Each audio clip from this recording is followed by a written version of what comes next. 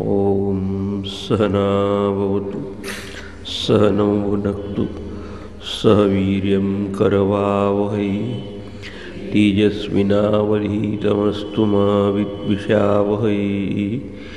ॐ शान्तिः शान्तिः शान्तिः। दिवे दिव इत्यो जागृतमद्भिः हविष्मद्भिः मनुष्येभिरग्निः एतद्वैतत्।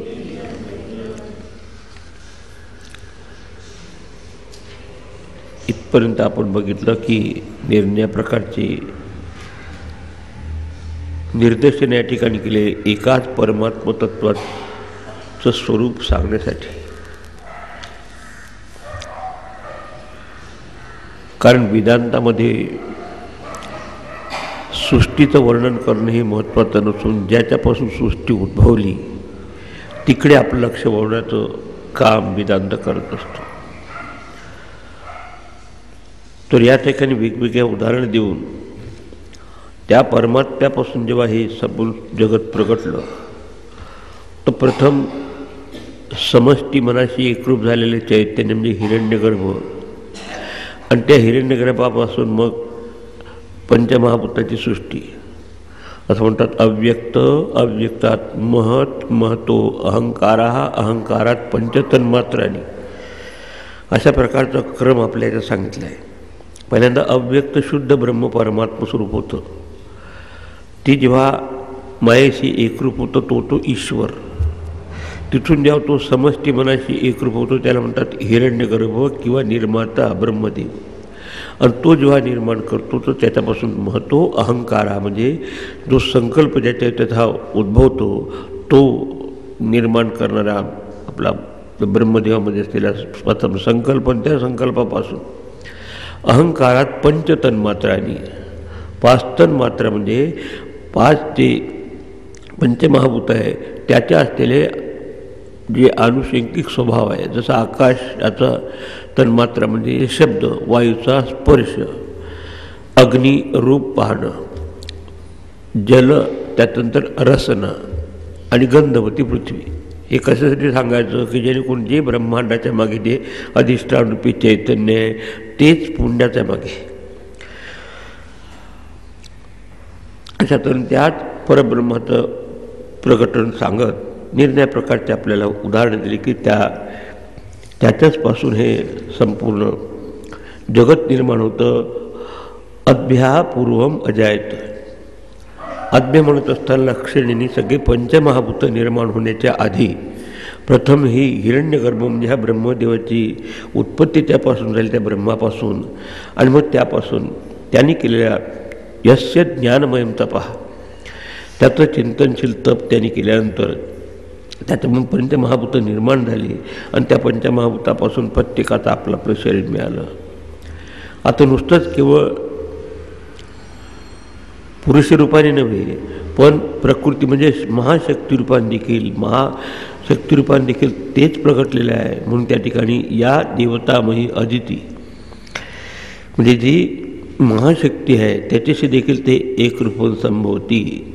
या भूते भी विजायत आणि जे सगळ्या अशाच ह्या पंचमहाभूतासहित जी उत्पन्न म्हणजे प्रगट झाली तीच आपल्या हृदय गुहेमध्ये ती शक्ती बाहेर नसून आपल्या हृदयात प्रविश्य तिष्ठन्ती की जे सगळ्या ब्रह्मांडाच्या मागे अधिष्ठान आहे तेच माझ्या हृदयात आत्मतत्वरूपाने आहे असं जो जाणत असेल प्रविश्य तिष्ठन्ती असं जो पाहतो तो त्याला यथार्थतेने पाहतो। आणि असा पाहणार आहे तेच तू जे विचारलंस की काय होतं आत्म्याचं शरीर सुटल्यानंतर एतत वैतत। एतत म्हणजे ही तत्ती ते आणि ही एकच आहे। मग त्याला त्या सोहमभावाने तो आहे हा अहम आहे, तो ब्रह्मांडाच्या मागे असलेला साक्षी आहे सहा, तोच पिंडाच्या मागे असलेला साक्षी आहे अहम, आणि तो आपल्या स्वरूपाच्या दृष्टीने जाणायचं। पुढे हा वैदिक विद्यार्थी असल्यामुळं ध्यानासाठी जे आपल्या ऋग्वेदामध्ये किंवा वेदामध्ये अग्निहोत्र करण्याची प्रक्रिया त्याचं उदाहरण देऊन सांगितलं की हे नुसतं आपलं म्हणून वाचून समजण्यासारखं नाही, पण त्याला काळजीपूर्वक ध्यान करून आत्मसात करायची ही वस्तू आहे, हे हा अनुभव आहे. तर ते कशा प्रकारचं, जसं एखादी गर्भवती स्त्री, गर्भिणी वाचून म्हणजे एखाद्या गर्भिणी स्त्रीसारखी ती आपल्यामध्ये असलेल्या गर्भाची जोपासना करते.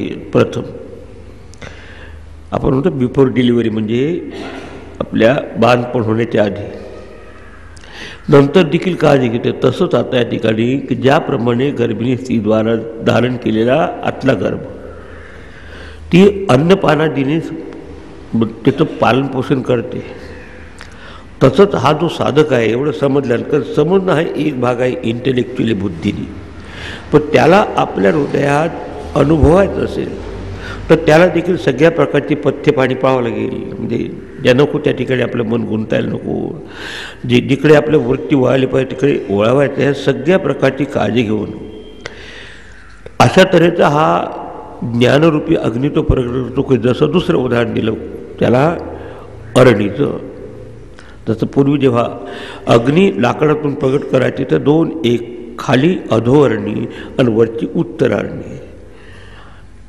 हे रूपक आपल्याला कैवल्य उपनिषदात आलेलं दिसतं. आत्मानं अरणीम कृत्वा प्रणवंच उत्तरारणीम ज्ञाननिर्मथनाभ्यासात पाशम दहती पंडितः. पंडितः पाशम दहती, जे विवेकी पुरुष, आपलं जो जीवात्मा आहे तो अधोरणीसारखा आहे. कारण तो आजकाल आपल्या सगळ्या उपाधीशी एकरूप आहे, श मधी शरीर मन आणि बुद्धी. आणि दुसरा जो ईश्वर जो परमात्मा आहे तो उत्तरारणी त्या ठिकाणी. आता त्या उत्तरारणीचं प्रतीक आहे प्रणव, म्हणजे ओम, ते सांगितले. म्हणून आपल्या आत्मानं म्हणजे जीवात्मानं अधो अरण्य कृत्व हे अधोअरण्य समजून, आणि परमात्मा त्याचं प्रतीक प्रणवमचं उत्तरारण्य. ध्यान नाही म्हटलं, ज्ञान निर्मथनाभ्यासात त्याचं सतत श्रवण केल्यानंतर चिंतन करून किंवा मंथन करून ज्ञानरूपी त्यातून प्रज्वलित झालेल्या अग्नीने आपलं पंडितः पाशम दहती, अविद्या पाशम दहती. तसं आता इथे म्हणतं की ह्या जातवेद, जातवेदा म्हणजे अग्नीला जातवेद म्हणण्याचं कारण तो सर्वज्ञ आहे, जसा ईश्वर सर्वज्ञ आहे. आधी सुरुवात केली होती की आपल्या हृदयात हे दोन्ही प्रकारचे ब्रह्माचे प्रकटन आहेत. एक अविद्यामायाशी एकरूप झालेला जीव जो कर्मफळाचा भोगता आहे, जो विद्यामयाशी एकरूप झालेला परमात्मा तत्व ज्याला ईश्वर म्हटलं आहे तो कर्मफळाचा नियंता आहे. जो अल्पज्ञ आहे तो जीव आहे अविद्यामुळं, जो सर्वज्ञ आहे तो ईश्वर आहे विद्यामयामुळं. हे दोन्ही आपल्या गुहाम प्रविश्य तिष्ठन्ति, आपल्या हृदय गुहेमध्ये राहत आहेत. आणि ऋतम पिबंतो सुकृतस्य लोके, आणि एक कर्मफळाचं भक्षण करणार आहे, पण दुसरा देखील त्या प्रकाशामध्ये तो भक्षण करत असल्यामुळं जरी परमात्मा किंवा जेव्हा ईश्वर करता भोगता नाही तर त्याला देखील त्याच्याबरोबर छत्रीनं हा गच्छन्ति या छत्री न्यायाप्रमाणे की तोही त्याच्याबरोबर भोगता असं सांगितलं होतं. आता त्याचं जर एकरूपतेने जर साधकाला जर साक्षात्कार करायचा असेल तर त्याने देखील ह्या ज्ञानरूपी अग्नीला प्रगट केलं पाहिजे. कशासाठी? आपला जीवात्मा ही अधोअरणी आणि परमात्मा ही उत्तरारणी. तर जसा त्या स्थूल प्रक्रियेत बंधन करून त्यातलं अग्नी प्रकट करतात, बाहेरनं बघितलं तर वाटत देखील नाही की लाकडात अग्नी असेल म्हणून. पण आपण जर दुर्लक्ष केलं तर वाटत देखील नाही की आपल्यामध्ये हे चैतन्य असेल की नाही म्हणून. पण ते प्रत्येकामध्ये. अशा तऱ्हेने जातवेद हा अग्नी गर्भिणी स्त्रियांच्या द्वारा सुभृत होता, म्हणजे चांगल्या प्रकारे म्हणजे जसं गर्भाचं पालन केलं जातं त्याला खाऊन पिऊन देऊन सगळं व्यवस्थित करून सगळी काळजी घेतात गर्भवतीचं. त्याचप्रमाणे या साधकांनी या आपल्या प्रथम अनुभव येण्याच्या आधी त्याची काळजी घेतली पाहिजे. कसं ह्या अग्नीला प्रगट करण्यासाठी जसं लाकडामध्ये दिसून पडणार नाही, कधी वाटेल देखील की आपल्यामध्ये हे चैतन्य आहे की नाही, पण ते आहेच. त्या चैतन्याशिवाय कुठल्याही हालचाली होऊ शकत नाही. कर्मेंद्रियाचे असो, ज्ञानेंद्रियाचे असो, प्राणाचे असो, अंतःकरणाचे असो. हे आता पण झालं.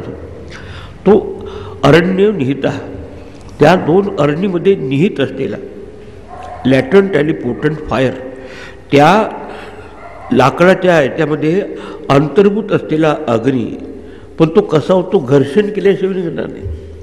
म्हणून त्याच्यासाठी असा तऱ्हेचं चिंतन आणि चिंतनरूपी घर्षण करून दोन अरण्यमध्ये निहित म्हणजे सुरक्षित असलेला, लपलेला असलेला, जागृत बी म्हणजे सजग राहून, म्हणजे अलर्ट राहून, हविष्मत बी हवन करण्यासारखं, जसं आपण हवन केल्यानंतर त्याच्यातून ज्वाला प्रज्वलित होतो ते त्याप्रमाणे विचाराचं त्या ठिकाणी हवन करू. इथे हवन काही अन्न धान्याचं नव्हे. शेवटचा विचार संपला, नवीन विचार राहत नसेल, तिथे जे ज्ञानाची ज्योत प्रज्वलित होते ते आपल्या आत्मस्वरूपाचे. तसंच मनुष्य मनुष्याद्वारा दिवे दिवे इड्या, दिवे म्हणजे प्रतिदिन, दिवसेंदिवस जो स्तुत्य आहे, कारण त्याच्याशिवाय आपले पर्सनॅलिटी, व्यक्तित्व काही कार्य करू शकत नाही. मग ज्याच्यावर आपलं व्यक्तित्व सगळं अवलंबून आहे, ज्याच्यावर आपले कर्मेंद्रिय, ज्ञानेंद्रिय, प्राण, अंतःकरणाचे व्यापार चालले आहे, तो नक्कीच पूज्य आहे असं सतत जाणून ज्याचा साक्षात्कार करतात तेच हे तत्व आहे जे तू मला विचारलंस. एतद वैतद, अगदी जवळून सांगत आहे. साधकाला काय वाटते की परमात्मा कुठेतरी ढगाच्या आड आकाशात बसले, तसं नाही. जो आकाशाच्या मागे सत्स्वरूपाने आहे तोच आपल्या व्यक्तिगत उपाधीच्या मागे सत्स्वरूपाने आहे. तो सगळ्या ब्रह्मांडाच्या मागे चित स्वरूपाने, ज्ञानस्वरूपाने आहे. तोच आपल्या अंतर्यामी ज्ञानस्वरूपाची दृष्टी आहे. जो सगळ्या ठिकाणी आनंदाचं उगमस्थान आहे तोच आपल्या आनंद स्वरूपाने आहे. आणि मग म्हणून ते तत् आहे, ते एतत्. तत् म्हणजे ब्रह्मांडाच्या मागे असलेले जे अधिष्ठात तत्व आहे तेच एतत् म्हणजे हे तत् एतत् वै. जे तू विचारलंस ते त्याचं उत्तर आहे. आता त्याचा अनुभव करायचा तुझ्या हातात आहे, तो तयार होता विद्यार्थी. आता एवढं सांगून पुढे सूर्यादिदी आपल्याला प्रकाशाचे जे कॉस्मिक लिम्युनेज म्हणजे ब्रह्मांडाला प्रकाशित करणारे देवता आहे, त्याचं देखील उगमस्थान तोच आहे. आजच्या सायन्सच्या माणसाला विचारलं तर कशामुळे सगळी सोलर सिस्टीम चालते किंवा प्रकाश, तो म्हणतो की सूर्यामुळे. पण सूर्य कुठून आला असं जर विचारलं तर सायन्स उत्तर देऊ शकत नाही. इथे ऋषीमुनींनी शोधून काढलं की सूर्याला देखील प्रकाश देण्यासाठी उगमस्थान कोण आहे, तो आहे नारायण, तो आहे परमात्मा आहे, ते ब्रह्म.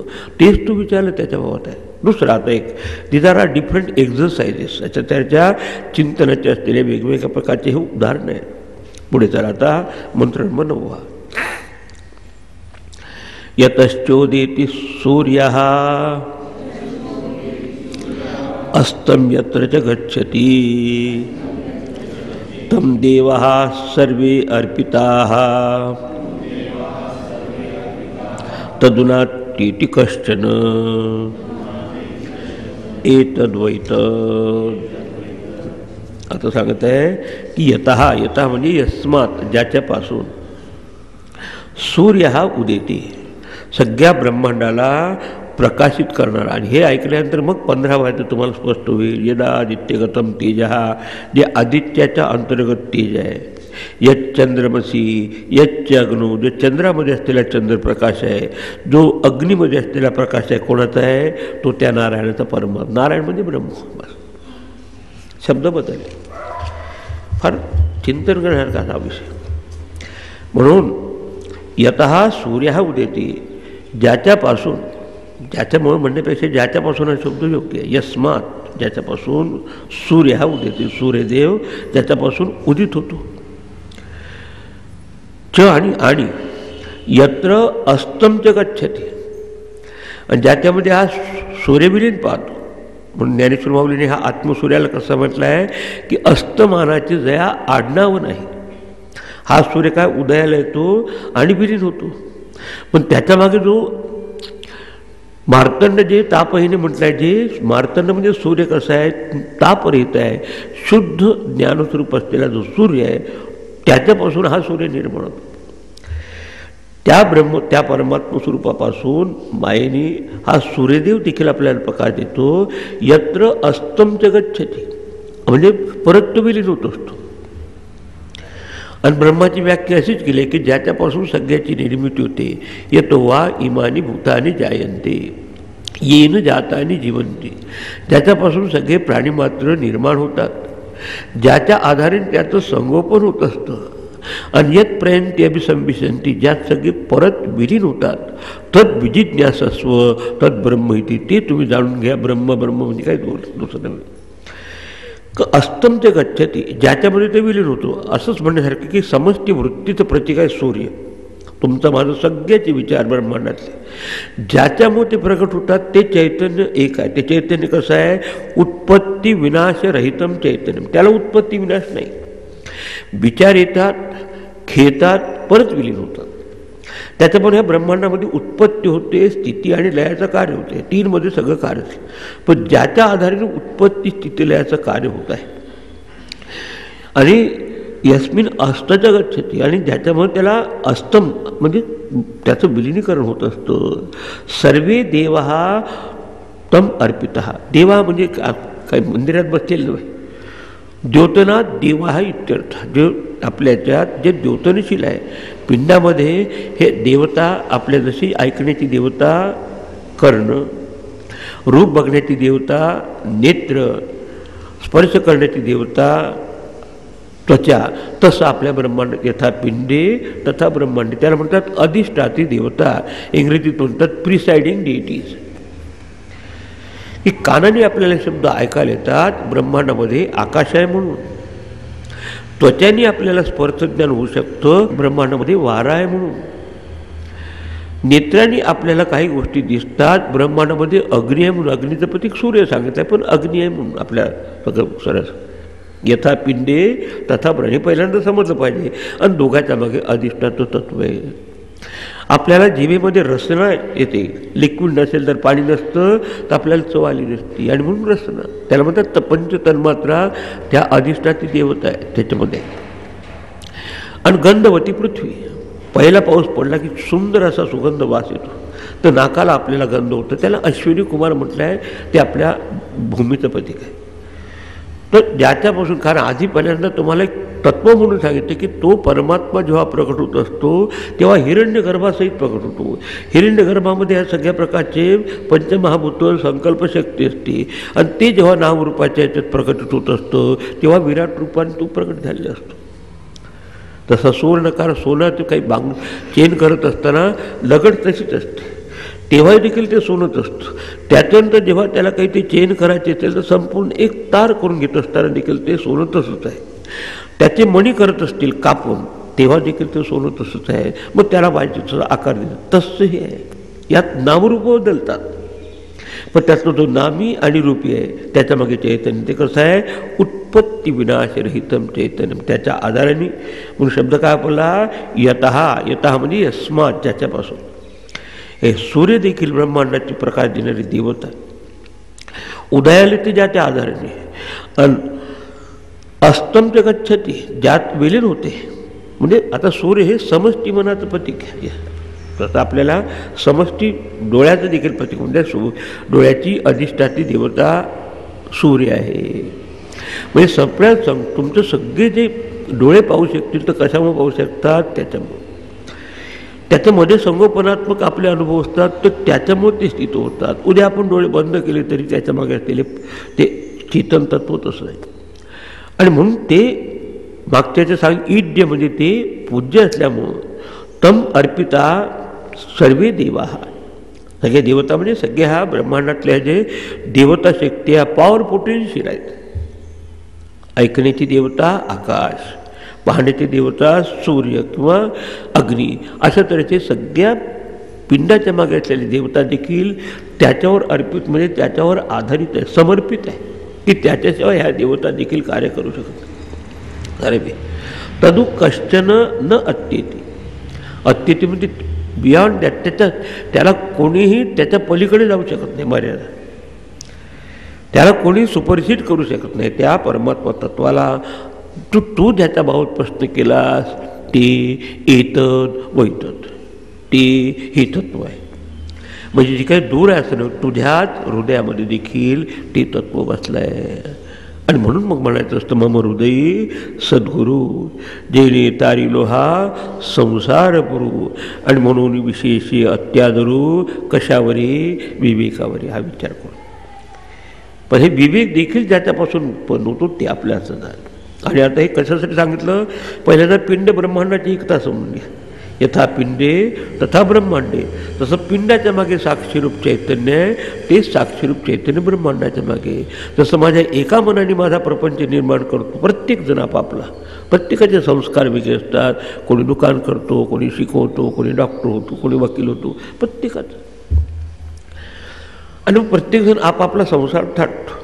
आणि ते होत असताना जर विचार केला तर प्रत्येकजण आपल्या व्यक्तिगत मनाने आपला व्यक्तिगत संसार निर्माण करतो. पण व्यक्तिगत मन कशामुळे काम करतं विचार केलं तर त्याच्यामागे ज्याच्यापासून हा उदय होत असतो विचारांचा, ज्याच्यामध्ये संगोपन होत असतो विचारांचं, ज्याच्यात विलीन होते चैतन्य. आता ते जे चैतन्य माझ्या मनाच्या मागे अधिष्ठान रूपाने आहे, पिंडाच्या मागे तेच ब्रह्मांडाच्या मागे चैतन्य अधिष्ठान रूपाने, आणि जे एकच स्वरूप आहे त्या दोघांची एकरूपता होते. विरुद्ध धर्माच्या गोष्टी कधीही एकरूप होऊ शकत नाही. बस हे समजायचं. ते त्याला ते सांगायचं की तम देवा सर्वे हरिपुता कथम रथनाभो अरायो. भाष्यकार म्हणते की तसा रथामध्ये जे ॲक्सल असतं, आपण हब म्हणतो, त्याच्यावर जसे सगळे आरे अवलंबून असतात नाही का, त्याचे स्पोक्स सायकलचे, तसं त्याच्यावर सगळे अर्पितात. त्याच्याशिवाय काही चालू शकत नाही, पिंडाची क्रिया असो की ब्रह्मांडाची असो. एवढं जर समजलं आपल्या जीवनाकडे पाहायचा दृष्टिकोन बदलून जातो. हे मला शक्ती दिली कोणी? बोलण्याची, ऐकण्याची, वाचण्याची, बाहेर काम करण्याची, त्याच्यामुळे. तसं त्या ब्रह्मदेवाला देखील शक्ती त्याच्यापासून झाली. म्हणून तत् जे ब्रह्मदेवाच्या मागे जे तत्पद आहे तेच आपल्याच्यात येतच आहे. अयमात्मा ब्रह्म आहे, ते जाणून घे. एतद वैतद, तो आत आणि बाहेर अशा तऱ्हेचं एकच परमात्मा तत्व आहे. आता पुढचे सांगत आहे. आता दोघांची एकरूपता करण्यातच त्याचा साक्षात्कार आहे. पण दोघांमध्ये भेद करण्यात बाकी आपण तत्वापासून वंचित होतो. आणि म्हणून भेददृष्टीची त्या ठिकाणी निंदा केली आहे. तर कोणी जर हा भेद जर बाळगत असेल तर त्याला मग ही प्रक्रिया भोगावी लागते. कोणती? परत जन्म परत मरण. पण जन्म मरणाच्या प्रक्रियेतून तो सुटतो की ही अभेदता तो जाणतो. म्हणून ज्ञानाची व्याख्या केली आहे अभेद दर्शनम ज्ञानम. अभेद म्हणजे पिंड आणि ब्रह्मांडाच्या मागे जे अधिष्ठान आहे ते एक आणि ते आपलं स्वरूप आहे. हेला म्हणतात ज्ञानम. ध्यानम निर्विषयम म्हणा. पण ते जर जाणायचं असेल तर मन निर्विषय होणे म्हणजे ध्यानाची अवस्था. पण ध्यान म्हणजे हा शेवटचा शब्द नव्हे. आपलं मन निर्विषय झाल्यानंतर ज्याच्यामुळे निर्विषय मन देखील आपल्याला दिसतं. म्हणजे वृत्तीचा भाव असताना देखील ते चैतन्य आहे, वृत्तीचा अभाव असताना ते चैतन्य आहे. आणि म्हणून त्याला म्हणतात दोन्ही प्रकारच्या वृत्तीला जाणार त्याला म्हणतात साक्षी. आविर्भाव तिरोभाव ज्ञाता स्वयं आविर्भाव तिरोभाव रहित स्वयं ज्योती साक्षी त्युच्यते. त्याला साक्षी म्हणतात. आता साक्षी देखील सापेक्ष शब्द आहे. जोपर्यंत साक्ष बसतोय तोपर्यंत साक्षी आहे. जोपर्यंत हा पेपरवेटकडे पाहतो आहे, पण बाजूला केलं तर आता सापेक्षता निघून जाते. तर तसं आता आपण सापेक्षतेचीच भाषा समजू शकतो. म्हणून ऋषी आपल्या स्तरावर येऊन निर्णय उदाहरण देऊन सांगत या ठिकाणी की कशी एकरूपता जाणावी. ब्रह्मांडाच्या मागे जे तत्व आहे तसंच येतच तुझ्यामध्ये देखील ते आहे हे तुझा. आता पुढे त्यासाठी आता दुसरा उदाहरण दिले. यदेवे हे यदमूत्र तदन्विह मृत्योस्त मृत्युमाप्नोति य इह नानेव पश्यति. आता यद एव इह, की जे इह जे जे परब्रह्म परमात्म तत्व ह्या इह म्हणजे अस्मिन लोकी अस्मिन शरीर आहे. तदेव अमूत्र, की तेच अमूत्र म्हणजे इथल्या हे परलोकाच्या ठिकाणी जे समष्टीच्या ठिकाणी मागे देखील तेच तत्व आहे. जे आपल्या ह्या पिंडामध्ये साक्षी रूपाने जे चैतन्य आहे या जगात, म्हणजे नुसतं आपल्यापर्यंत संपूर्ण जगतामध्ये, तेच आपलं शरीर सुटल्यानंतर देखील ते चैतन्य तसंच आहे. तेच त्या ठिकाणी म्हणजे ब्रह्म म्हणून आहे. यद अमूत्र तदनु इह, आणि त्या ठिकाणी जे आहे तेच इथे. आता हे आता त्याची भाषा आहे सांगायची, की जे संपूर्ण लाटांच्या मागे जे पाणी आहे तेच एका लाटेच्या मागे पाणी आहे. पाणी किती आहे? एकच. तसं सांगतं. परत परत तो विषय एवढ्यासाठी सांगतो की कुठेतरी आपल्याला क्लिक झालं पाहिजे. यथा पिंडे तथा ब्रह्मांडे, पिंडाचं जे अस्तित्व आहे त्याच्यामुळे, ब्रह्मांडाचं त्याच्यामुळे.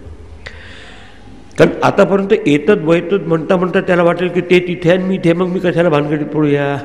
तर सांगत की तेच तुझं स्वरूप आहे. ते जाणणं, अभेदता जाणणे हे वेदांताचं मुख्य साधन असल्यामुळं, की ह्या सगळ्यात हे सगळं जगत म्हणजे देहादी संघात जे दृश्यमान जे दिसत आहे त्याला म्हणतात इह. याचे अस्मिन शरीरी अस्मिन लोके, या शरीरात किंवा या मनुष्य लोकात जे आपल्याला प्रगट झाले दिसत आहे. दुसरं एक अदृश्य जगत देखील आहे, आपल्याला माहीत नाही.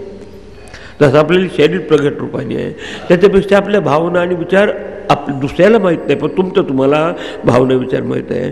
तसंच भावना आणि विचार ज्याच्यामुळे प्रगटतात ते अव्यक्त आहे.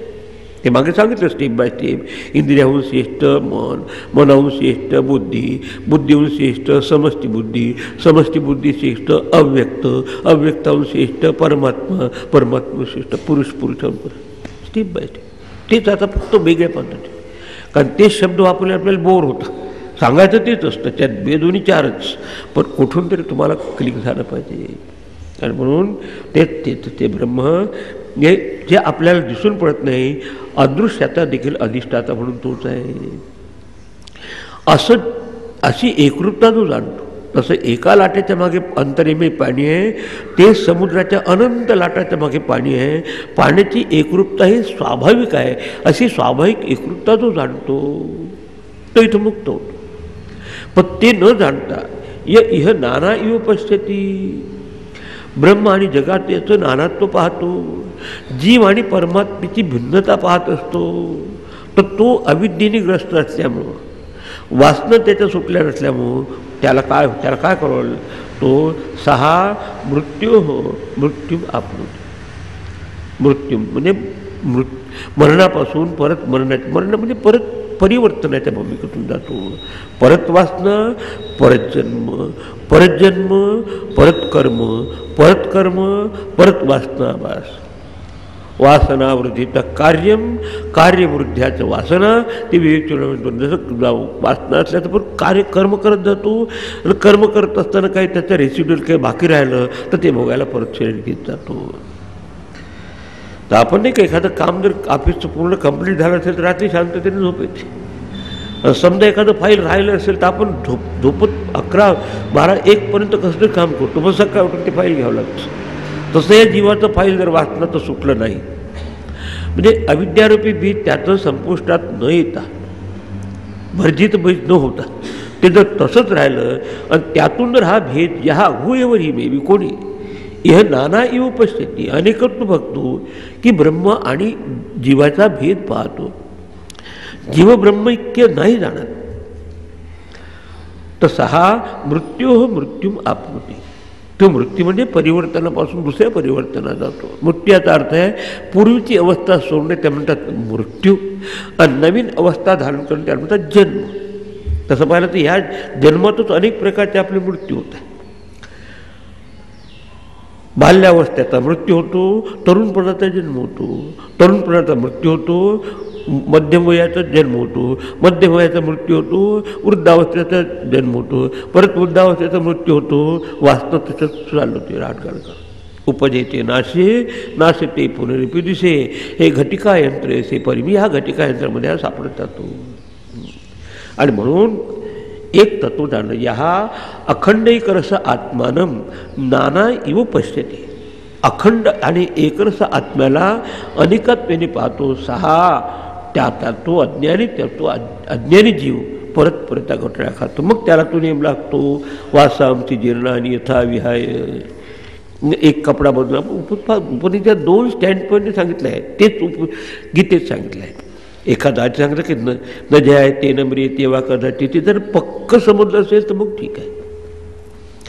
म्हणून समर्थाने जोर देऊन सांगितलं की सोहम आत्मा स्वानंद घन.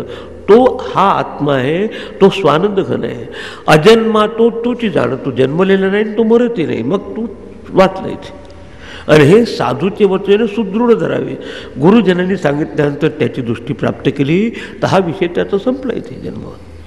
पण हे न समजता तो केवळ भेद पाहत असेल तर नाना इव पश्यते, अनेकत्व आहे तेच जर खरं त्याला दिसत असेल तर तो परत या चक्रातून जात असतो. पुन्हा पुन्हा मृत्यूच्या अधिरोध जातो. आणि मग या परिभ्रमणाच्या चक्रामध्ये तो जीवात्मा सागतो. आणि म्हणून दृढतापूर्वक असं हे समजून घेतलं पाहिजे की पिंड आणि ब्रह्मांडाच्या मागे जे चैतन्य आहे तेच चैतन्य आहे. पिंड आणि ब्रह्मांडाचा स्वभाव कसा आहे? उत्पत्ती विनाश सहितम. चैतन्य कसं आहे? उत्पत्ती विनाश रहितम. सोहमस्मी. असं परब्रह्म परमात्मा स्वरूप अचिंत्य ते आपलं स्वरूप आहे हे साधकाने जाणून घ्यावं. म्हणून परमकारुणिकतेने यमराजांनी असं वक्तव्य या ठिकाणी केलेलं आहे गुरुंनी.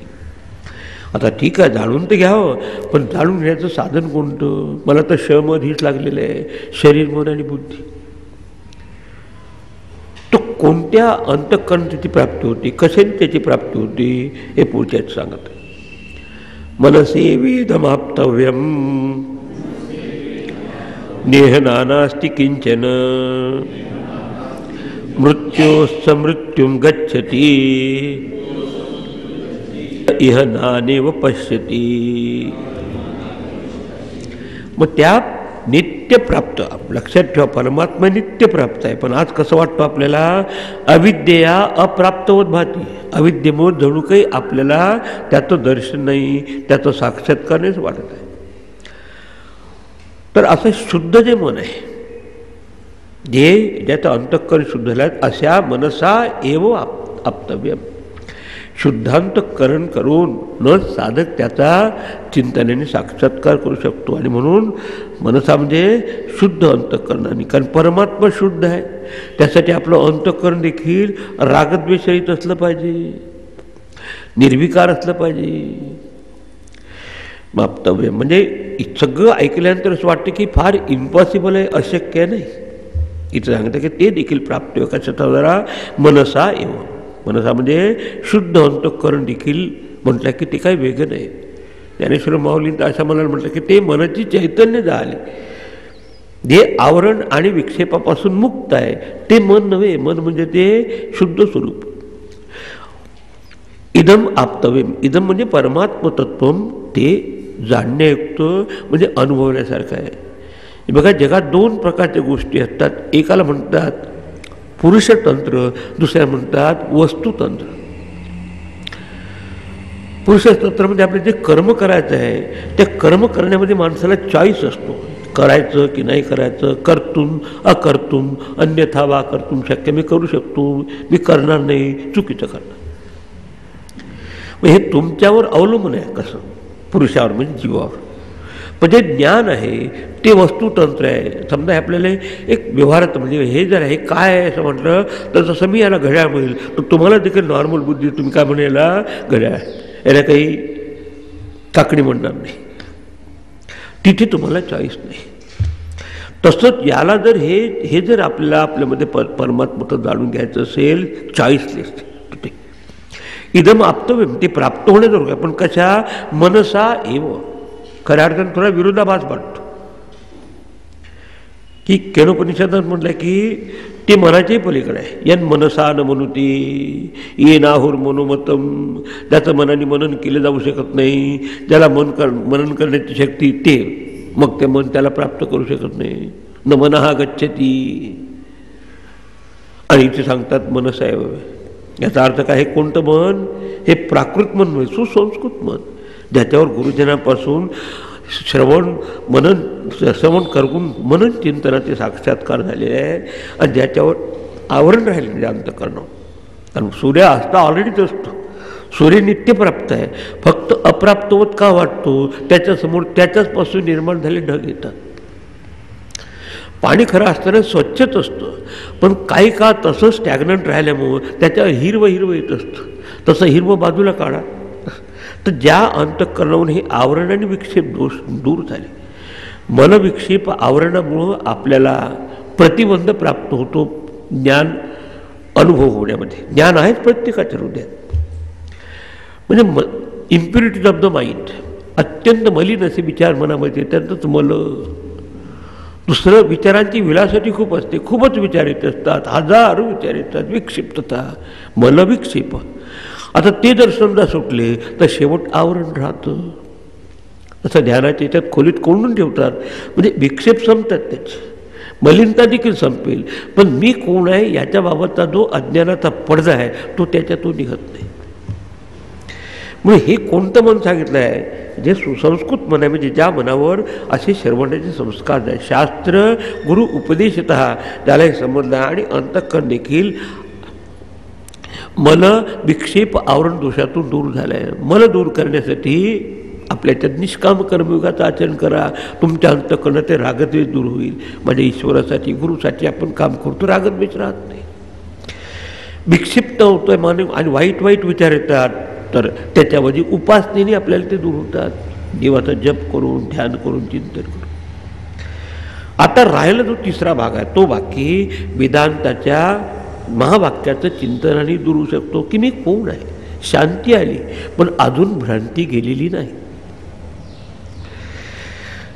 आता शेवट ते देखील ज्याच्यावर संस्कार झाले असेल आणि त्याचं चिंतन करतात, अशा संस्कार संपन्न मनाने, शुद्ध अंतःकरणाने असा इदम आत्मतत्व परमात्मतत्व जाणण्यासाठी योग्य होतं किंवा ह्या जगतामध्ये. पण असं असताना या जगतामध्ये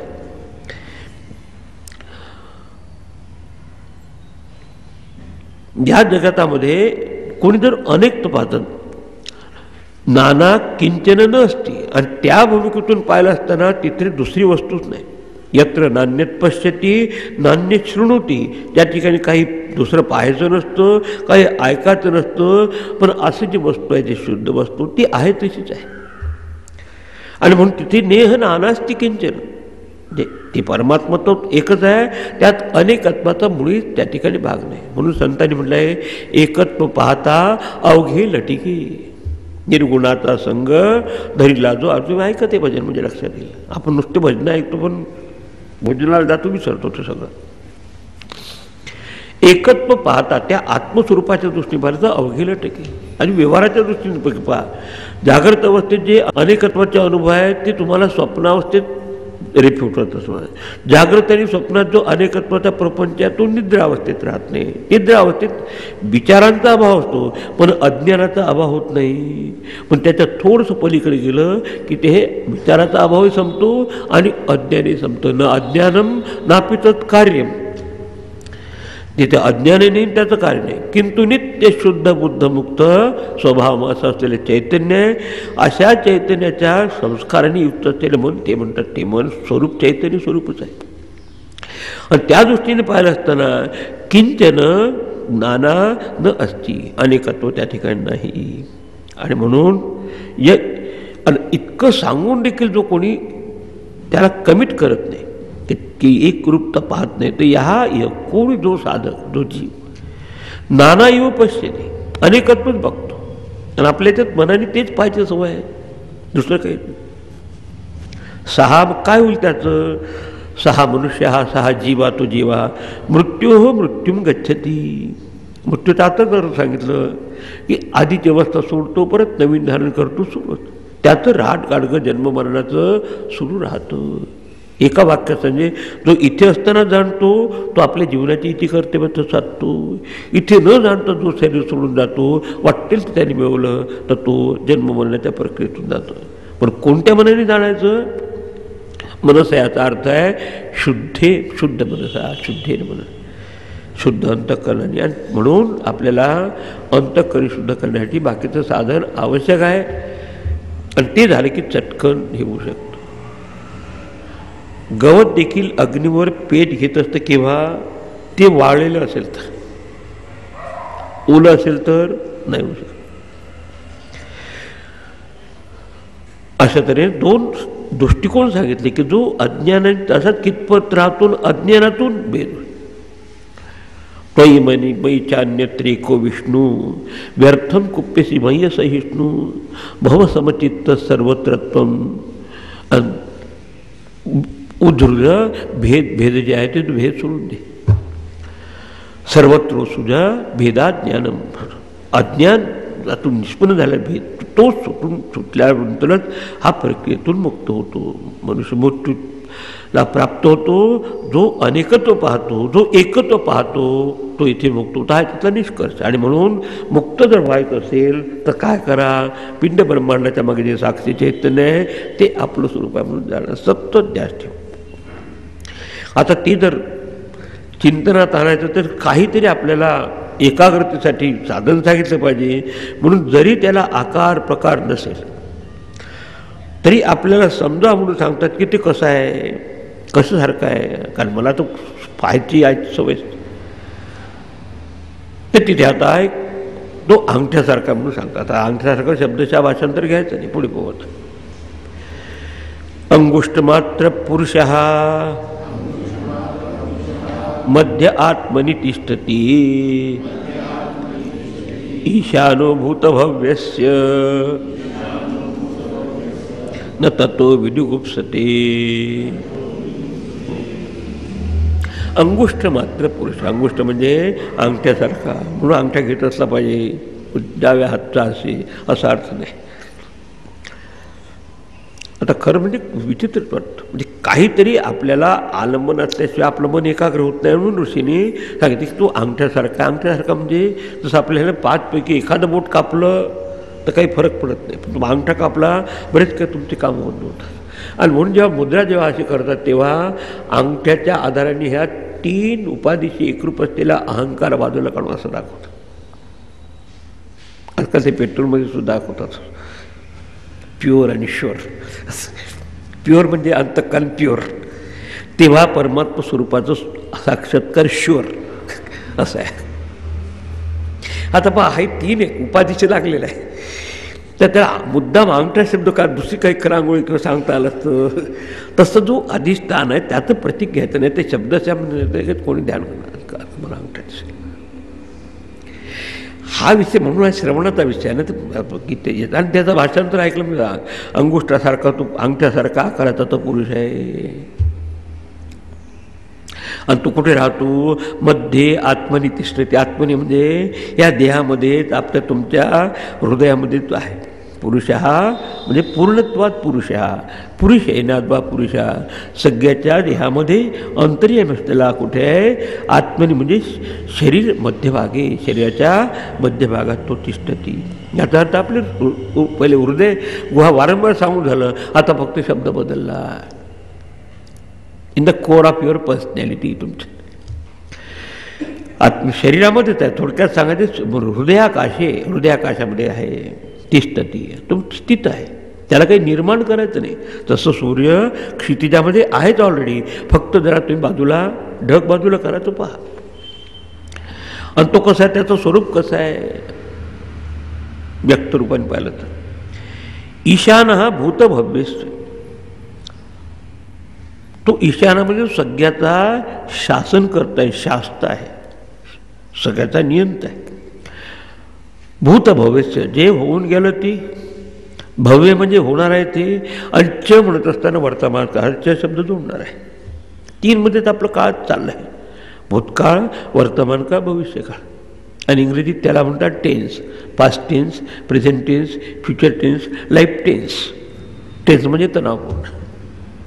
पण तणावातून आपण तेव्हा निघतो की त्याच्यामागे जे अधिष्ठाचं तत्व आहे की तो तेव्हाही होता तसाच, आताही आहे, अनंतरी आहे. हे सापेक्षने म्हणतो. मी आज जर इथे उभा आहे तर कालच्या घटनेला मी म्हणतो भूतकाळ, होणाऱ्या उद्याच्या घटनेला म्हणतो भविष्यकाळ.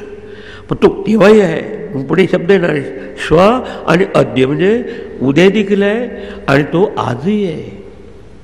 त्याच्यात काहीही बाध होत नाही. हे सापेक्षतेने वृत्तीमध्ये हा सापेक्षपणा दिसतो. असं ज्यांनी जाणलं असेल की जो भूतकाळात होणाऱ्या विचारांच्या घटनांचा देखील प्रकाशक आहे, वर्तमानात विद्यमान प्रगट होत असलेल्या घटनांचा आणि विचारांचा देखील तो प्रकाशक आहे, तसंच आता जर सापेक्षेने राहिलं तर उद्याही देखील तेच तत्व आहे. मग त्याला सत्य स्वरूप का म्हटलं आहे? त्रिकाल अबाधितम सत्यम. 3 काळामध्ये सगळं परिवर्तन होत असतं, पण याच्यात परिवर्तन होत नाही.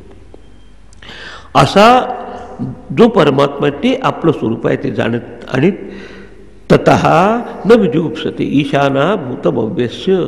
सगळ्या भूतकाळ, भविष्यकाळ आणि वर्तमान काळाचा तो कंट्रोलर आहे, नियंता आहे. त्याच्यामुळे सगळं चालतं आहे. पिंड असो की ब्रह्मांड असो, याची सतत जाणीव ठेवून, म्हणजे जगतामध्ये राहायचं म्हणजे त्या जगदीश्वराची जाणीव ठेवायची. असं करून त्याच्याशी जो समरस होऊन राहतो, काय होतं? न विजुगुप्सते, घृणाम न करुती, कोणाची तो घृणा करत नाही. सगळं आपलंच होतं. एतद वैतद. तो मनुष्य त्या आपल्या हृदयात असलेले हे आत्मतत्व तो जाणतो. तो कशा प्रकारची फिकीर करत नाही. पण फकीर कोणाला म्हणतात? जो फिकीर करत नाही तो फकीर. आपल्याला ते फिक लागते, कसं होईल, असं का झालं. तुम्ही जर तुमच्या विक्षेपाचं कारण पाहिलं, या 3 शिवाय काही कारण असू शकत नाही. हे गीतेचं सगळं सार तत्व मला वारंवार म्हणून असं वाटतं. एक तर झालेली घटना तुम्हाला त्रास देते, असं का असं का असं का.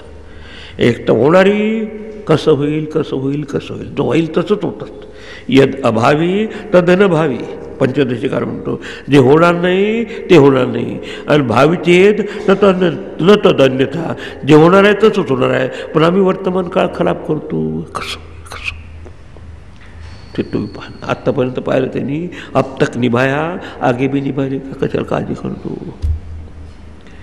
आणि तेवढी अँग्झायटी सुटली, तुमचं कामही चटकन होतं आपली.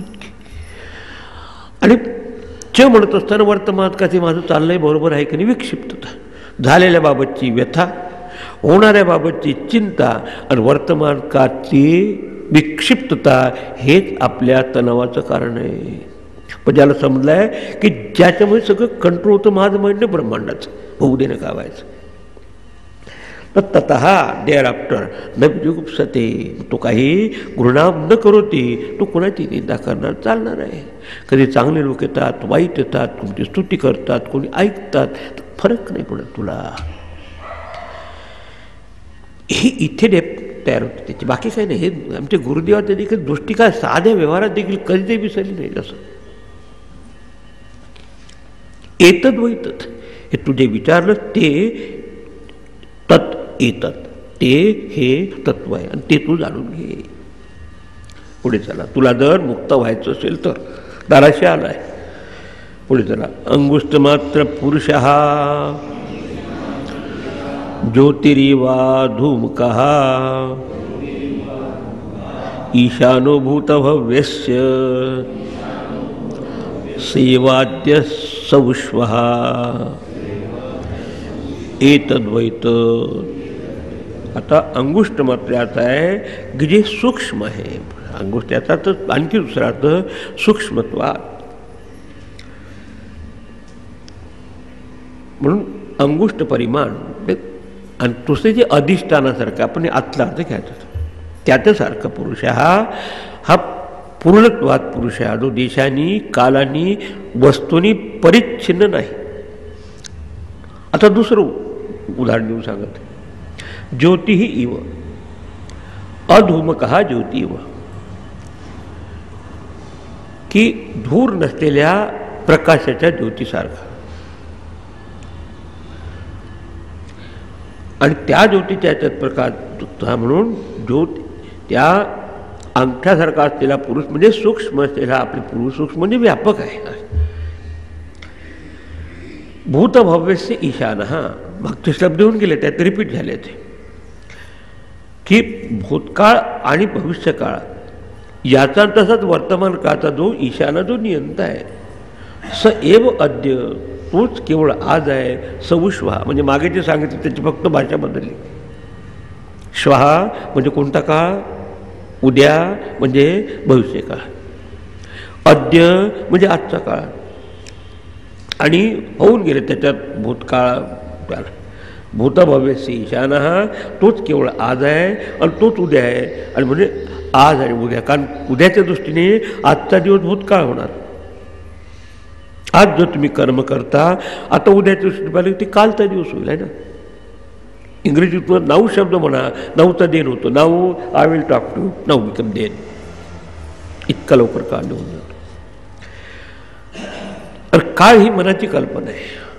Time is a concept of mind, अशा तऱ्हेचं सायकॉलॉजिस्टने सांगितलं आहे की तिथे मन आहे तिथे कालसापेक्ष आहे, अंतर आहे तिथे वेळेची कल्पना आहे.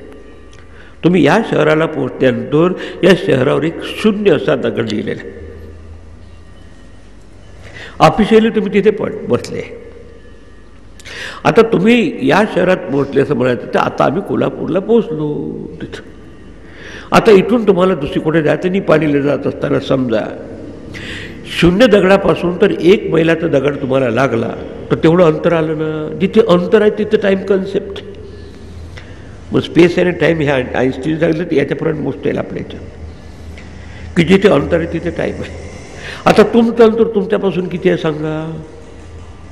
देहाच्या दृष्टीने पाहिजे, मन आणि बुद्धीच्या दृष्टीने अयम आत्मा ब्रह्म. त्याची ती कुठे काळ, त्याला हे सांगायचं तिथे काळाची सापेक्षता नाही. जरी सापेक्षतेने तुम्हाला मनाच्या दृष्टीने दिसत असलं तरी त्याही काळात तेच होतं, आत्ताही तेच आहे आणि उद्या तेच राहील. बस. म्हणून जे मागच्या मंत्रात सांगितलं तोच वेळ अधिक पक्क करण्यासाठी फक्त अंगुष्ठाचा शब्द सूक्ष्म इत्यर्था. ते सूक्ष्म वस्तू आहे की त्याच्यामुळे सगळा हा स्थूलाचा प्रपंच चालला आहे. आता अभेद दर्शन हे ज्ञान आहे, पण भेद पाहणं म्हणजे नानायु पश्चिती मृत्यू समृत्युमाप्नोती, जन्ममरणाच्या चक्रात पडण्यासारखं आहे. मग त्यातूनच सुटायचं असेल तर अभेदता कशी जाणावी. तर त्यासाठी आता पुढच्या याच्यात कसं भेदभावावर आपण येतो. शुद्ध तत्व असून दृष्टांताने समजू शकते. आपले किती सिद्धांत सांगितला ते एकदम आकलन होत नाही. मग ऋषी एक भेद कशामुळे होतो आपल्या याच्यात अभेद असून आणि काय प्रक्रिया असते ते सांगण्यासाठी पर्वतावर पडलेल्या उदकाचं पाण्याचं उदाहरण सांगतात. पाहू.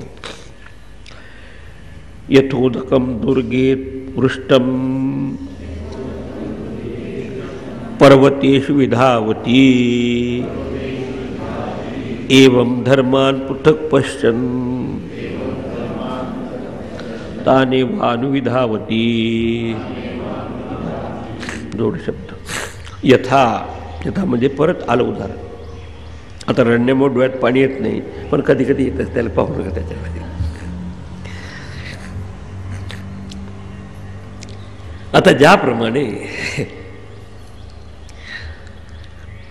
दुर्गे म्हणजे उंच अशा शिखरावर पर्वतावर,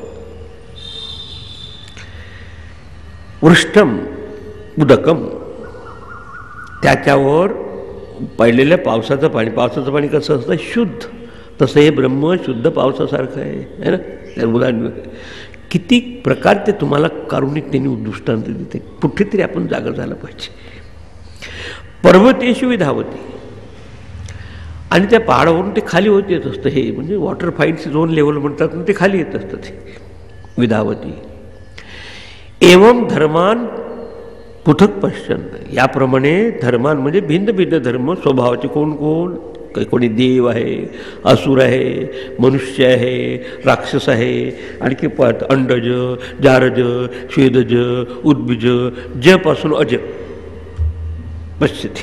खऱ्या अर्थाने अजवस्था आहे असं पाहतो मायामुळं. तर ते तान एव अनुविधावती, आणि त्याच्यामागे देखील हे शुभ आणि शुभ कर्म करत असताना त्याच्या पाठीशी हे धावती म्हणजे भटकत असतं परम आहेत. तसं पाणी आता वरच्या पर्वतावर पडल्यानंतर ते खाली असताना परतावून खाली येतं. पाणी पावसाळ्यात तुम्हाला दिसेल की कॉफीसारखा चहासारखा त्या पाण्यात रंग येतो. खऱ्या अर्थानं कसं आहे, रंगरहित आहे. तसा परमात्मा कसा आहे, अनादित्वात निर्गुणत्वात परमात्मा आहे मव्य. शरीरच तोपी कौंतेय न करोती न लिप्यते. निर्गुण आहे, अव्यय आहे. पण हे मायेनी उपाधीचे असं जेव्हा व्हायला लागलं तेव्हा दुर्गस्थानी प्रथम आपल्या त्या बुद्धीवर तो प्रकटित होतो चिदाभास रूपाने. आणि चिदाभास चैतन्य एकच आहे. जसं सूर्य त्याचा आरशावर पडलेला आभास मग आपण कडक कवडसा पाहतो, तो जीव भाव लागतो. आणि जीव भाव आल्यानंतर तो आपल्या जीवाच्या उपाधीशी एकरूप होतो. मग कारण शरीर, नंतर सूक्ष्म शरीर, नंतर स्थूल शरीर, आणि त्याच्यानंतर कारण शरीराशी एकरूप होऊन निद्रावस्था, स्वप्न शरीराशी सूक्ष्म शरीराशी स्वप्नावस्था, स्थूल शरीराशी तादात्म्य म्हणून जागृत अवस्था. तसाच खाली आला. पण तरी पण त्या तिन्हीमध्ये तो कसा असतो, निर्विकार असतो. आणि मग ह्या दोनमध्ये आपल्याला अनेकत्व बघतो. कोणत्या जागृत अवस्थेत आणि स्वप्नावस्थेत अनेकत्व दिसतं. प्रत्येकाची, मी इकडे पाहतो जागृत, तुम्ही इकडे पाहता, तुमचं अनेकत्व. स्वप्न तुमचं वेगळं असेल, माझं वेगळं असेल, माझ्या वास्तव वेगळा, तुमच्या विष्णू अनेकत्व. निद्रावस्थेत दोन्हीचे भेद संपलेले असतात, पण अज्ञान काही संपलेलं नसतं, हे सांगायचं. तर असं हे जसं पर्वतावरचं पाणी खाली येतं तसं त्याचप्रमाणे साधक वस्तुमात्रांना पृथक पाहत. त्याच्यात काय डेंजर आहे सांगितलं की परत मृत्यू हो स मृत्यू गच्छती. कसं एकदम त्याच्याशी तादात्म्य होतं. आपलं फक्त व्यक्तित्वाशी तादात्म्य असतं, पण ज्याच्यामुळं व्यक्तित्वाशी तादात्म्य आहे त्याच्याकडे आपलं लक्ष राहत नाही. तो ताण एव अनुविधावती. आणि जीव त्याचा भिन्न भिन्न शरीर भेदाचे अनुसरण करण्याच्या मागे धावत असतो जीवरूपाने.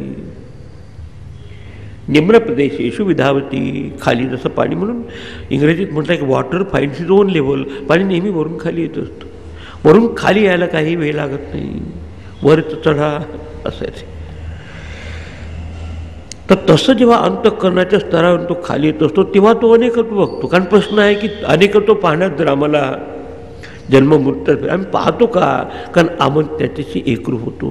प्रथम आपलं तादात्म्य होतं बुद्धीशी, नंतर मनाशी, नंतर इंद्रियाशी, नंतर आणि बाहेर तादात्म्य झालं की ज्याच्यामुळं हा सगळा खेळ चालतो त्याच्याकडे आपलं लक्ष राहत नाही. बस बाकी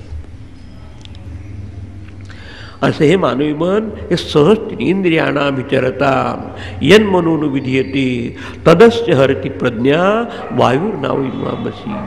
हे ना आपल्या दुसऱ्या अध्यायात की इंद्रिय कुठे धावत असतात, बाहेरच्या शब्द स्पर्शादीमध्ये.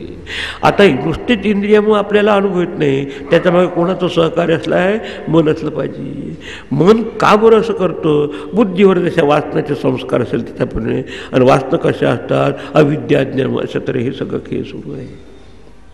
आणि मग निम्न प्रदेश धावती म्हणजे ऊर्ध्वगतीला जायच्याऐवजी हा अधोगतीला प्राप्त होतो. आणि म्हणून संतांनी म्हटलं की गती अधोगती मनाची ही युक्ती. मन लावी एकांती साधुसंगे. वारंवार ते ऐकलं तर आपली दृष्टी बदलून जाते. अशा तऱ्हेचं हे आहे. एवं धर्मान पृथक पश्चन. अशा तऱ्हेचं निर्ज्ञापकाचे म्हणजे पुण्यकर्म केलं ते देवाचे धर्म स्वर्गातले असलेले, त्याच्यात देखील काही आसुर वृत्तीचे आसुर राक्षस होऊन गेले, त्याच्यात मनुष्य मिळवणीत आलेले हे माणसापैकी. बाकीचे जनावर आहे, पशुपक्षी आहे, झाडं वृक्ष आहे, ते त्या प्रमाणे त्याच्यामागे जीवतत्व एकच आहे. असे विखरलेल्या पाण्याप्रमाणे असे भेद दिसतात. कारण भेद का दिसतं त्याचं उत्तर दिलं, ड्यू टू आयडेंटिफिकेशन, तादात्म्य. बस खऱ्या अर्थाने तत्वता वस्तू कशी आहे, अभेद वस्तू आहे. आणि ह्या यंत्रयुगाचं वर्णन केलं की आपलं मन मोठं बहिर्मुखच फार जास्त आजकाल. आता मग एकरूपता कशी जाणायची हा पुढचा प्रश्न, तो पुढच्या याचा सांगत आहे पहा. यथोदकम शुद्धे शुद्धम आसिक्तम तादृक् एव भवति.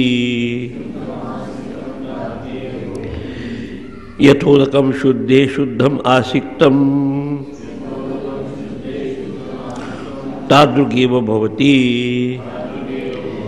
एवं मुनिर्विजानत आत्मा भवति गौतम. कारण ते जसं कुलाप्रमाणे काही नाव देतात, गौतम कुलामध्ये असल्यामुळे त्या नचिकेतास म्हणतात हे गौतम.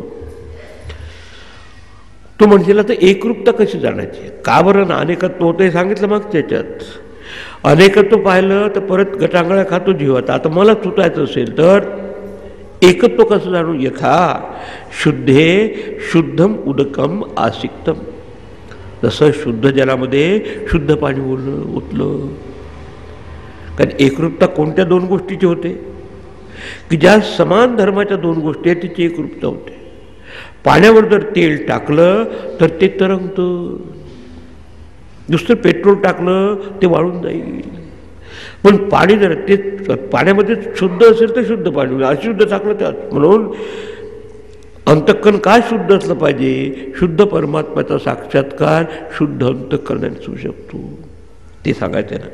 तसं शुद्ध जलामध्ये शुद्ध जल ओतल्यानंतर शुद्ध उदकम आसिक्तम. नेहमी पूजेमध्ये काय म्हणतात, शुद्ध उदक स्नानम करिष्ये, त्याच्या स्नान करतो. तादृगेव होते, केवळ त्याच्यासारखंच होत असतं. हे गौतम कुलामध्ये जन्माला आलेला नचिकेता विजानतः मुने आत्मा एव होती. तसंच हे आपला प्रत्येक आत्मा, आपल्यामध्ये साक्षी असलेला आत्मा तोच परात्मा आहे, तेच ब्रह्म आहे. असं शास्त्र आणि गुरु उपदेशता जाणून घेतलं असताना हे जाणणारा तो आत्माच होतो. आत्मवित आत्मैव भवती, ब्रह्मवित ब्रह्मैव भवती. हे आत्मा किंवा ब्रह्म दोघाचा अर्थ एकच आहे. जसं घटामध्ये असलेला आकाश ते सगळ्या उपाधीमध्ये आकाश आहे. म्हणून जलम जले वियद व्योमनी तेजस तेजशिवायचा आत्मोद वाचा तुम्हाला. आत्मोदात सारे उपनिषद. पाणी पाण्यामध्ये एकरूप होतं, पण कोणतं पाणी कोणत्या पाण्यामध्ये एकरूप होईल, शुद्ध पाणी शुद्ध पाणी, अशुद्ध पाणी आपलं पाणी कोणतं असतं, रागत बीज, ईर्ष्या मत्सर, राग, हे सगळं इथे अंतःकरण शुद्ध झालेलं ते अंतःकरणच नव्हे. म्हणून निराभय मन पुरुषाने साधनपूर्तीसाठी अभेद दर्शनम ज्ञानम हे अंगीकारावं ते सांगितलं आहे. अंतःकरण शुद्ध कोणी गौतम विजानत मुने आत्मा एव भवती. आत्मचिंतन करून आत्मैव भवती. As you think so you become. त्याचा विचार करता तुम्ही होता. आत्माकार वृत्ती करा, आत्मस्वरूपाची प्राप्ती होईल. अनात्माकार वृत्ती केलं तर ते तर होतच आहे आपलं. ईश्वराकडे जातं ईश्वराकार वृत्ती करा, नाहीतर नश्वराकडे तर होतच आहे. म्हणून ही दिशा फक्त बदलवणं यालाच म्हणतात मेडिटेशन किंवा ध्यान. ध्यान म्हणजे विचाराला मारत बसायचं नाही. विचार काय येतात काय विचार करू नका. तुम्ही विचार करायचा मुद्दा विचारायचा, त्याची दिशा बदलवा. आणि हे असं म्हणतात वारंवार काही काही गोष्टी ते रिपीट एवढ्यासाठी केल्या आहे की प्रत्येक साधकाने हे समजून घेऊन तशी दृष्टी आपली प्राप्त करावी. कशाच्या, अंतःकरण शुद्धीच्याद्वारा हे आत्मज्ञान प्राप्त करावं. इथे संपलं. आता हे ब्रह्मानुसंधान कसं करावं याचं पुढे सांगत आहे. याचे आवश्यक तर सांगू. हे काही अशक्य नव्हे, पण शक्य व्हायचं असेल तर ते शुद्ध अंतःकरणाशिवाय त्याची प्राप्ती होत नाही, हे झालं सांगू. पुढे मागे एक श्लोक घेऊन गेला, ना विरतो दुश्चरितान ना शांतो ना समाहिता अशांत मानसो वापी प्रज्ञाने नैव आपणूयात.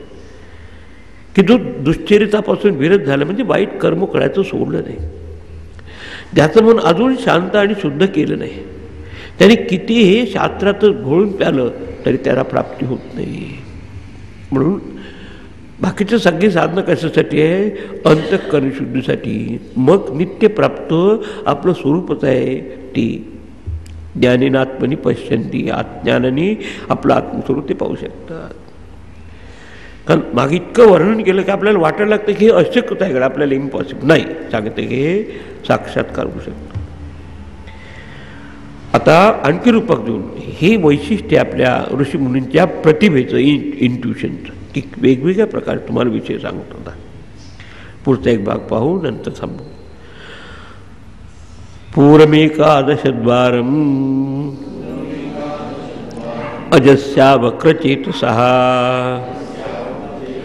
अनुष्ठाय न शोचति विमुक्तश्च विमुच्यते एतद्वैत. आता म्हणते अवक्रचेतसः अजस्य. अजस्य म्हणजे जे अजन्मा अज नित्य शाश्वत हे आत्मतत्व आहे ते. अवक्रचेतसा की जे असं ज्याला हे बाकीचं उपाधीचं व्यस्त नाही ते कसं उपाधीचं, ज्याचं हे ज्ञान आहे ते कसं आहे, अजन्म आहे. ते अजन्म आत्मा असून त्याचा उपाधीमध्ये सापडत असताना त्याची भूमिका कशी आहे. तसं एखाद्या शहरात राजा राहो ते रूपक पूरम एकादशद्वारम. या पूर्व म्हणजे देहरूपी नगरामध्ये ज्याला किती द्वार आहे, एकादश द्वार आहे, 11 गेट्स. विचार करून पाहिलं लक्षात येईल की वर चेहऱ्यावर तुम्हाला 7 छिद्र आहेत. 2 डोळ्याचे, 2 कानाचे, 2 नाकाचे, किती झाले 6. तोंडाचं 7. आता 2 पाहिलं म्हणजे झालं, खाली पुढे 1 मागे 1 झालं. आणि कशाला आश्चर्य पाहिजे, फुटबॉलला 1 पंक्चर असला तर ते खरं, इथं तर 9 पंक्चर असून कधी कधी गीतेत 9 द्वारे पुरे दे म्हणते की इथे 2 ॲड केले. म्हणून पूर्व एकादशद्वार ज्या शरीरूपी नगरीमध्ये इथे सांगायचं तुला साक्षात्कार करायचं असेल तर त्याला आहे 11 द्वार लागले, 11 दरवाजे असल्यासारखा. त्यात अवक्रचेतसः अजस्य ब्रह्मणा जे अजन्म आहे, त्यात कुठल्याही प्रकारची वक्रता म्हणजे विक्षेप, आवरण किंवा मलिनता असे काहीही दोष नाही. ते स्वभावतः शुद्ध जे विशुद्ध आहे, ज्ञानस्वरूप आहे. त्या अज अशा आत्म्याला आत्मदो जेव्हा जीवरूपाने ते दिसतो तेव्हा त्याला उपाधी लागली असतात शरीराच्या. मनुष्य शरीर पुरमस्ती. आणि पण अनुष्ठाय म्हणजे त्याचं परत साधन चिंतन करून जो साधक आहे न शोचती की हे 11 द्वाररूपी शरीर ते आपल्याला लागलेलं आहे. तर त्या ठिकाणी की वरचं एक द्वार सांगता ब्रह्मरंध्र वगैरे तर आपले किती झाले 7 आणि 2 9 आणि 1 इकडचं वरचं आणि 1 बिंबीचं नाभिपास असं. आता कारण मग तुम्ही पुस्तकात पडले की 7च सांगितलं अकाउंट, कारण हे देखील न दिसणार आहे जिथून ब्रह्मरंध्र आहे आणि 1 नाभीचं देखील असं. तर हे याच्यात आपण सापडलेलं आहे जीवरूपाने. आणि ते खऱ्या अर्थाने जीव काय ब्रह्मस्वरूप आहे. म्हणून अवक्र चेतसा म्हणजे सरळ चित्तस्य अंतःकरण शुद्ध असताना अजस्य अजातस्य ते लागलं आहे. आणि ते मायेने एकरूप झाल्यानंतर त्याच्यानंतर काय होईल, अनुष्ठाय म्हणजे त्याचं वारंवार चिंतन केल्यानंतर.